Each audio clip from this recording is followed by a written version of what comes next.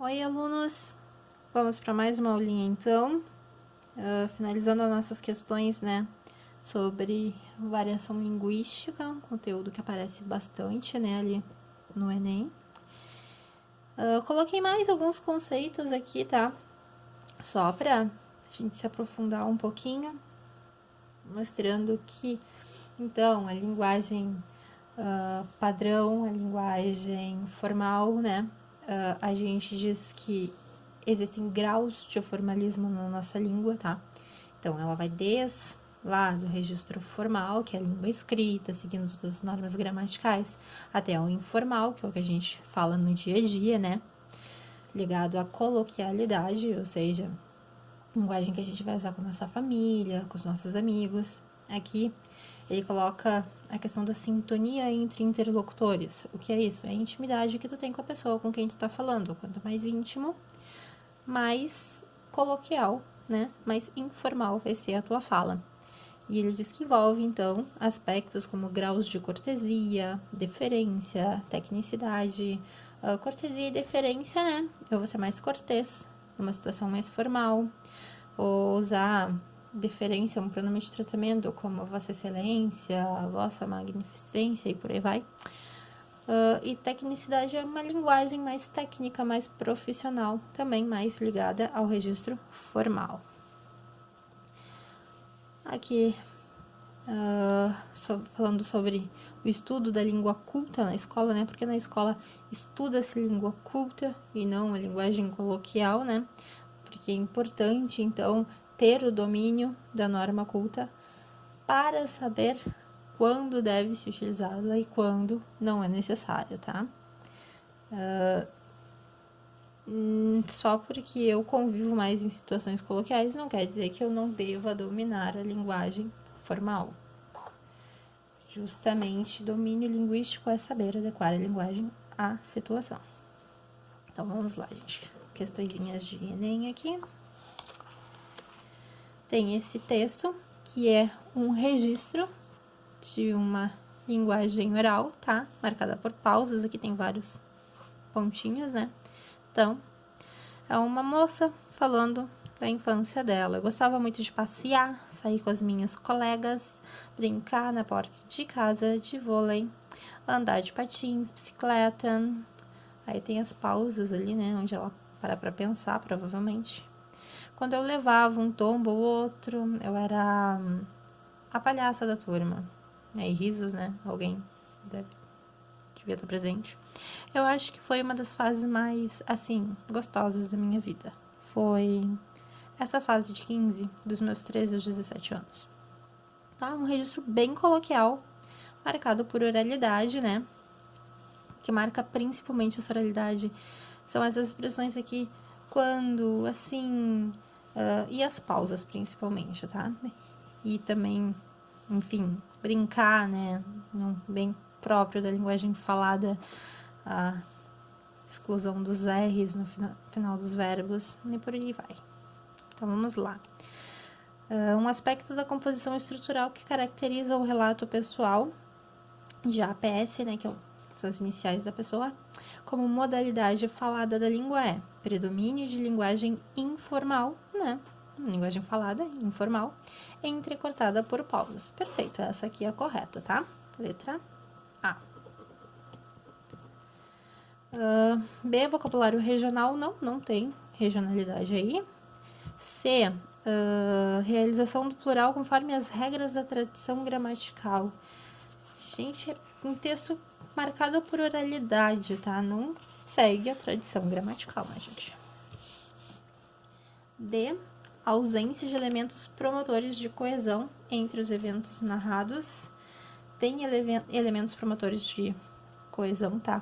São aqueles elementos que ligam uma frase com a outra. É ali onde ela diz, quando eu levava assim, tá? Ela tá ligando uma ideia na outra, de uma forma informal, mas ela tá ligando uma ideia na outra, tá? Então, não é o caso. E, presença de frases incompreensíveis a um leitor iniciante? Não, né, gente? Dá pra entender o texto. Ele só tá coloquial, mas ele é bastante compreensível. Outra questãozinha aqui. Vou façam a leitura, aí tá, eu não vou fazer a leitura com vocês de todos os textos, senão a aula vai ficar muito longa, né? Mas façam uma leitura prévia, é um texto técnico, tá?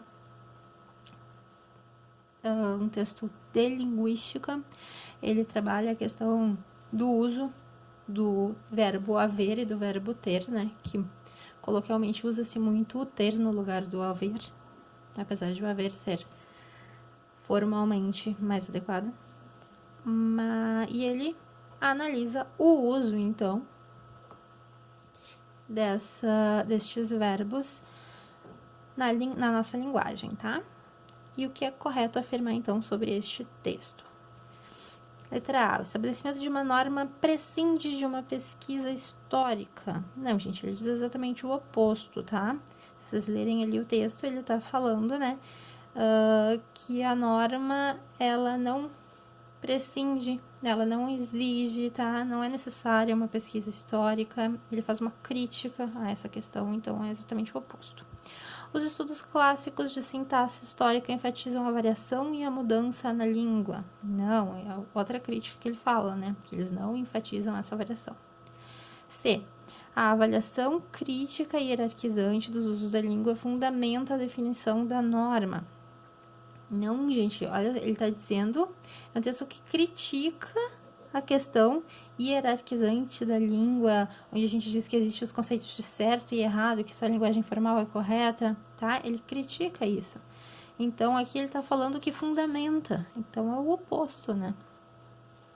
D. A adoção de uma única norma revela uma atitude já adequada para os estudos linguísticos. Não, uma única norma não, olha, ele diz que é nada categórico.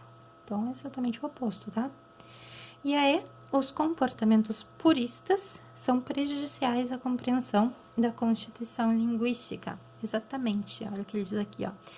E um purismo estreito só revela um conhecimento deficiente da língua. Então, é exatamente o que ele está dizendo ali, tá? Então, alternativa correta, letra E. Questão 3, temos um outro textinho aqui. Também de linguística, tá, gente? Façam uma leitura prévia aí, né? Senão a nossa aula vai ficar eterna. E eu sei que vocês não assistem, muitos alunos não assistem toda quando ela fica muito longa. Foi o que aprendemos num curso que fizemos recentemente. Eu tô tentando deixar as aulas de vocês mais curtas. É difícil pra mim, porque eu falo muito, mas eu vou tentar. Nesse terceiro texto aqui, é um texto, gente, de Marcos Banho, tá? Ele é um linguista extremamente conceituado que escreveu o livro Preconceito Linguístico. E ele faz, então, aqui aquela crítica que é exatamente o que a gente está estudando, né? Que não existe os conceitos de certo e errado, e sim de adequado e inadequado, que a gente deve respeitar a linguagem utilizada dentro do seu contexto, né? Exatamente o que ele prega, o que ele escreve, tá? Então, e o que ele diz neste texto aqui. Então, vamos lá. Façam, então, a sua leitura prévia, já devem ter feito, né? Mas revisem, né? E acompanhem aqui comigo. Na entrevista, o autor defende o uso de formas linguísticas coloquiais e faz uso da norma padrão em toda a extensão do texto. Olha só, ele defende o uso de formas linguísticas coloquiais, defende o uso de uma linguagem mais do dia a dia, né? Mais informal. Mas, durante o texto, ele escreve o texto em norma padrão. O que é isso, gente? Isso é domínio linguístico, né? Ele tá fazendo uma entrevista e, naturalmente, ele sabe que neste contexto ele deve utilizar a norma padrão da língua, mesmo que seja para defender as formas linguísticas coloquiais. Então, o que explica isso? Letra A. Adapta o nível de linguagem à situação comunicativa. Ele está se adaptando porque é uma entrevista, né? A situação comunicativa, nesse caso, é a entrevista. Uma vez que o gênero entrevista requer o uso da norma padrão. Perfeito, letra A, tá? Terminamos por aqui. Um abraço e até a próxima aula.